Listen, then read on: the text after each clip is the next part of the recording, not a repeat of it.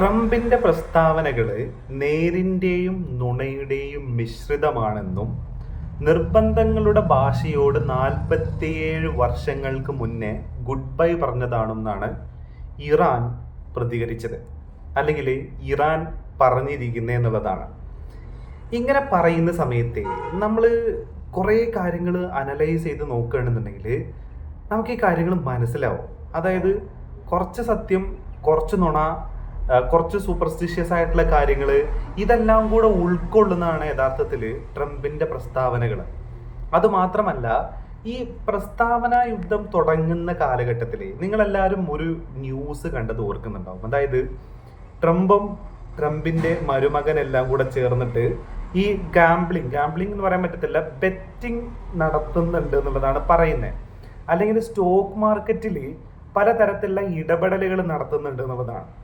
നമുക്കറിയാം, American president Donald ട്രംപിന്റെ ഒരു പ്രസ്താവന യഥാർത്ഥത്തിൽ സ്റ്റോക്ക് മാർക്കറ്റിൽ ഉണ്ടാക്കുന്ന ഇമ്പാക്റ്റ് എന്ന് പറയുന്നത് ചെറുതല്ല. പ്രൊഡക്റ്റുകളുടെ പ്രൈസ് അല്ലെങ്കിൽ അതിന്റെ മാർക്കറ്റ് വില അതിന്റെ ഷെയർ മാർക്കറ്റിൽ അതിന്റെ ഒരു ഷെയറിന്റെ വില കൂടുകയൊക്കെ ചെയ്യുന്നത് ഈ പറയുന്ന ട്രംപിന്റെ പ്രസ്താവനകൾക്കും US പ്രസിഡന്റിന്റെ പ്രസ്താവനകൾക്കും അനുസരിച്ചിട്ടാണെന്നുള്ളത് നമുക്കറിയാം. അല്ലെങ്കിൽ ആ പ്രസ്താവനകൾ ഇമ്പാക്റ്റ് ഉണ്ടാക്കുന്നുണ്ട് എന്നുള്ളത് നമുക്കറിയാം.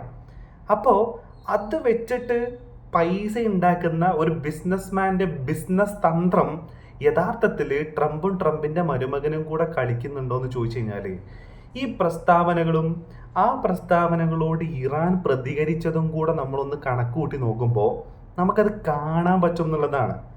അതായത് ഇപ്പോൾ ഇറാൻ മുന്നോട്ട് വെച്ചിട്ടുള്ള കരാറിൽ, അല്ലെങ്കിൽ ഇപ്പോൾ ഉണ്ടാക്കാൻ പോകുന്ന കരാറിൻ്റെ ഭാഷ പ്രശ്നമാണ്, അതൊന്ന് തിരുത്തൽ വരുത്തണം എന്നും പറഞ്ഞിട്ട് ഈ ഇറാനുമായിട്ട് സംസാരിച്ചുകൊണ്ടിരിക്കുന്ന, അല്ലെങ്കിൽ ഈ പറയുന്ന കാര്യങ്ങൾ നെഗോഷിയേറ്റ് ചെയ്തുകൊണ്ടിരിക്കുന്ന ടീമിൻ്റെ അടുത്ത് ട്രംപ് ഇങ്ങനെ കമ്മ്യൂണിക്കേറ്റ് ചെയ്തിട്ടുണ്ട്.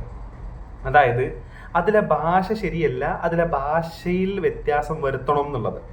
അതായത് അനുനയത്തിൻ്റെ ഭാഷ വേണ്ട എന്നുള്ളതാണ് ബേസിക്കലി ഉദ്ദേശിക്കുന്നത്. അത് മാത്രമല്ല, ഇതിന് മുന്നേ ട്രംപ് പറഞ്ഞിട്ടുണ്ടായിരുന്നു, ഹോർമൂസ് തുറക്കാൻ പോവുകയാണ്, ഹോർമൂസിലുള്ള ആളുകൾക്കൊക്കെ വീട്ടിലേക്ക് ചെല്ലാം, ഭാര്യയോടും മക്കളോടൊക്കെ ഹായ് പറയാം, കെട്ടിപ്പിടിക്കാം എന്നുള്ള കാര്യങ്ങളെല്ലാം. ഇതെല്ലാം പറഞ്ഞിട്ടാണ് പിന്നീട് വേറൊരു പ്രസ്താവനയിൽ പറയുന്നത്, എന്ത്, ഹോർമൂസ് പെട്ടെന്ന് തുറക്കേണ്ട ആവശ്യം ഞങ്ങൾക്കില്ല, പന്ത് ഞങ്ങളുടെ കയ്യിലാണ്, ഓക്കെ, ഇറാനുമായിട്ട് അനുനയത്തിന്റെ ഭാഷയിലേക്ക് പോകേണ്ട ആവശ്യമില്ല, വലിയ ധൃതി ഒന്നുമില്ല ഈ കാര്യത്തിൽ എന്നുള്ളത്.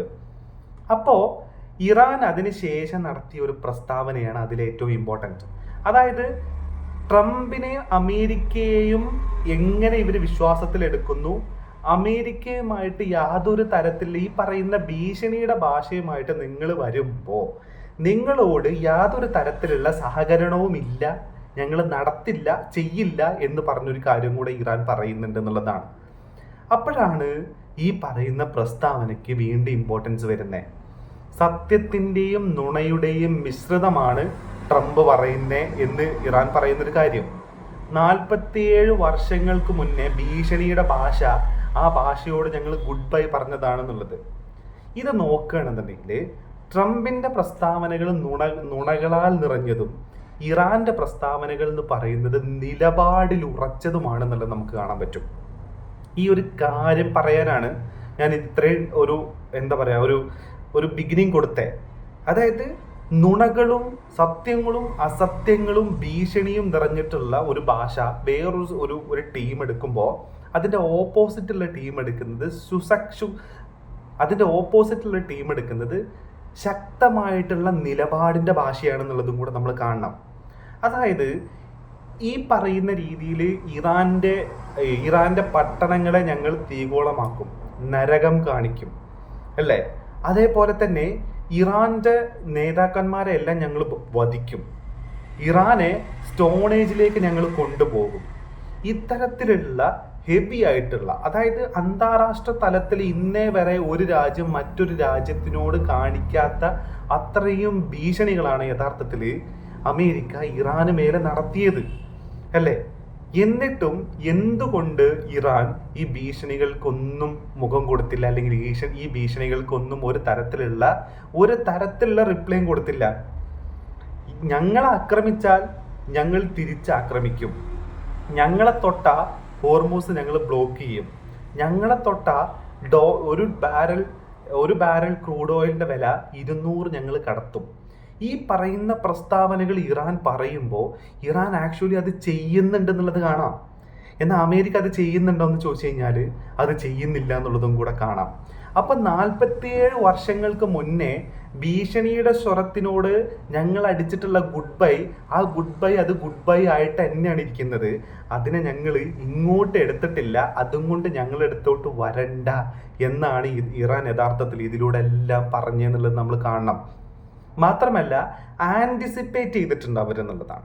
ഇങ്ങനൊരു അറ്റാക്കും ഇങ്ങനൊരു പ്രശ്നം ഉണ്ടാവും എന്നുള്ളതും അതിനെ എങ്ങനെ ടാക്കിൾ ചെയ്യണം, എവിടെ പോയി അടിക്കണം, ഏത് രീതിയിൽ അതിനോട് പ്രതികരിക്കണം എന്നുള്ള കാര്യത്തിൽ സമ്പൂർണ്ണ പ്രിപ്പറേഷനിലായിരുന്നു യഥാർത്ഥത്തിൽ ഇറാൻ എന്നുള്ളതും കൂടെ ഇതിൻ്റെ കൂട്ടത്തിൽ നമ്മൾ കാണേണ്ട ഒരു കാര്യമാണെന്നുള്ളതാണ്.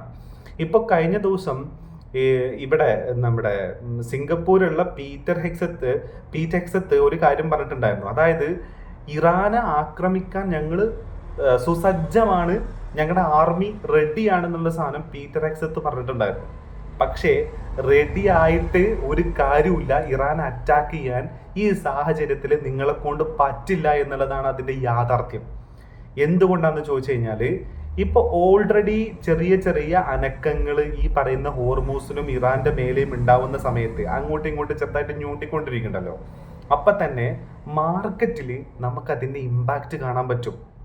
അതായത് ഏത് മാർക്കറ്റിൽ എന്ന് ചോദിച്ചു കഴിഞ്ഞാൽ ഇറാന്റെ മാർക്കറ്റിലോ ഇറാന്റെ സമ്പദ് വ്യവസ്ഥയിലോ അല്ല, ലോകത്തിലുള്ള മൊത്തം സമ്പദ് വ്യവസ്ഥകളുമായിട്ട് കണക്ട് ചെയ്തിരിക്കുന്ന അമേരിക്കൻ സമ്പദ് വ്യവസ്ഥയിലാണ് നമുക്കതിൻ്റെ മാറ്റങ്ങൾ കാണാൻ പറ്റുക.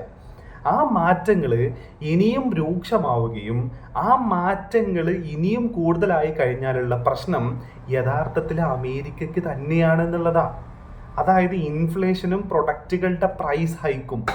യഥാർത്ഥത്തിൽ ഈ പ്രൈസ് ഹൈക്കിലൂടെ ലാഭമുണ്ടാക്കുന്നത് അമേരിക്കയിലെ ഓയിൽ കമ്പനികളാണെന്നുള്ളത് നമ്മൾ കാണണം.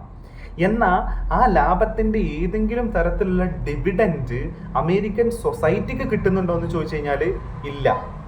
അതായത് സൊറാൻ മംദാനിയുടെയൊക്കെ ചില പ്രസ്താവനകളൊക്കെ നോക്കിക്കഴിഞ്ഞാൽ പുള്ളി ഇതുമായിട്ട് കണക്ട് ചെയ്തിട്ട് പല കാര്യങ്ങളും പറയുന്നത് നമുക്ക് കാണാൻ പറ്റും എന്നുള്ളതാണ്. അപ്പം ഈ ഒരു പ്രശ്നം അവിടെ നിലനിൽക്കുന്നുണ്ട് എന്നുള്ളത് ഇറാന് നന്നായിട്ട് അറിയാം. ഈ ഒരു പ്രശ്നം അവിടെ ഉണ്ട് എന്നുള്ളത് അമേരിക്കയ്ക്ക് അതികൂടുതലും അറിയാം. അപ്പോൾ അവിടെയാണ് യഥാർത്ഥത്തിൽ പറയുന്നത് 47 വർഷങ്ങൾക്ക് മുന്നേ ഞങ്ങൾ ബൈ അടിച്ചിട്ടുള്ള ആ പറയുന്ന ഭീഷണിയുടെ ഭാഷ ഞങ്ങളെടുത്തോട്ട് എടുക്കണ്ട എന്നുള്ളതാണ്. ഭീഷണിയുമായിട്ട് എപ്പോൾ ട്രംപ് ഇറങ്ങുന്നോ, ഭീഷണിയുമായിട്ട് എപ്പോൾ ട്രംപിന്റെ ടീമും ഇറാന് നേരെ പോകുന്നോ ആ സമയത്തെല്ലാം നിങ്ങൾക്ക് ഒരു കാര്യം കാണാൻ പറ്റും. അതായത് ഈ സമാധാന കരാർ വീണ്ടും നീണ്ടു പോകുന്നത് കാണാൻ പറ്റും. അത് യഥാർത്ഥത്തിൽ ഭീഷണിയുമായിട്ട് ഇറങ്ങുന്ന സമയത്താണ് ഇറാന്റെ പൊസിഷനിൽ അഡമന്റ് ആയിട്ട് നിൽക്കുന്നത്, വിട്ടുവീഴ്ചകളില്ലാണ്ട്. ഇതിന് മുന്നേ ഒമാനിൽ ഈ പറയുന്ന ചർച്ചകൾ നടന്നുകൊണ്ടിരുന്ന സമയത്ത് ഇറാൻ അഡമൻസി വിട്ടിട്ട് കുറച്ചും കൂടെ അനുനയത്തിന്റെ പാതയിലേക്ക് വന്നതാ. അന്ന് പക്ഷെ ബാക്ക് സ്റ്റാബ് ചെയ്തു അല്ലേ. എന്നാൽ ഇനി അങ്ങനെ ഒരു നിലപാട് അമേരിക്കക്ക് മേലെ ഇല്ല. ഇനി ഒരു കരാർ ഉണ്ടാകുന്നുണ്ടെങ്കിൽ ട്രംപ് പോയി അടുത്ത വേറൊരു പ്രസിഡന്റ് വരുമ്പോൾ അയാളുടെ റൈറ്റ് വിങ് എക്സ്ട്രീമിസ്റ്റ് നിലപാട് കൊണ്ട് വീണ്ടും അതിന്ന് പുറകോട്ട് പോയി വീണ്ടും ഒരു യുദ്ധത്തിലേക്ക് പോകുന്ന രീതിയിലുള്ള പ്രശ്നങ്ങൾ ഇനി ഉണ്ടാവാൻ പാടില്ല. ഇനി ഒരു കരാർ വരുന്നുണ്ടെങ്കിൽ ആ കരാറിൽ അമേരിക്ക ഉറച്ചു നിൽക്കുന്ന കരാറാണെന്നുണ്ടെങ്കിൽ മാത്രം ആ കരാറിലേക്ക് പോയാൽ മതി. ഇല്ല എന്നുണ്ടെങ്കിൽ ഞങ്ങൾക്ക് കരാർ വേണ്ട, യുദ്ധമാണെങ്കിൽ യുദ്ധം. ഇതാണ് ഇറാന്റെ നിലപാട് എന്ന് പറയുന്നത്. അവിടെയാണ് ഈ കാര്യങ്ങൾ മനസ്സിലാക്കേണ്ട വീണ്ടും ഭീഷണിയുമായിട്ടും അതേപോലെ തന്നെ ഞോണ്ടലുമായിട്ടും ഇറാൻ ചെല്ലുന്നത് എന്നുള്ളതാണ്. MQ-9 റീപ്പർ ഡ്രോണുകളുടെ എണ്ണം കഴിഞ്ഞിട്ട് MQ-1 പ്രെഡേറ്ററി ഡ്രോണുകളുമായിട്ടാണ് ഇപ്പം ഇറങ്ങി തിരിച്ചേക്കുന്നത് എന്നുള്ളതാണ്. പക്ഷേ ഒരു കാര്യവും ഇതിലില്ല എന്നുള്ളതാണ്. അപ്പോൾ നുണയുടെയും അസത്യങ്ങളുടെയും ഭീഷണിയുടെയും മിശ്രിതം നിറഞ്ഞ ട്രംപിൻ്റെ വാക്കുകൾക്ക് പുല്ല് വിലയാണ് ഇറാൻ അടക്കമുള്ള അന്താരാഷ്ട്ര സമൂഹം കൊടുക്കുന്നത് എന്നുള്ളതാണ്. 47 വർഷങ്ങൾക്ക് മുന്നേ ബൈ പറഞ്ഞ ഭീഷണിയുടെ ഭാഷയുമായിട്ട് ഇനി ഇറാന്റെ നേരെ ചെന്ന് കഴിഞ്ഞാൽ അടുത്ത വരാൻ പോകുന്ന മിഡ് ടേം ഇലക്ഷനിൽ തോൽക്കുമെന്നുള്ളത് മാത്രമല്ല, അമേരിക്കൻ സൊസൈറ്റിയിലെ തന്നെ വലിയൊരു വിഭാഗം വിലക്കയറ്റത്തിലും ഇൻഫ്ലേഷനിലും കടന്ന് ഉലഞ്ഞു പോകും എന്നുള്ളതും കൂടിയാണ് പറയാനുള്ളത്.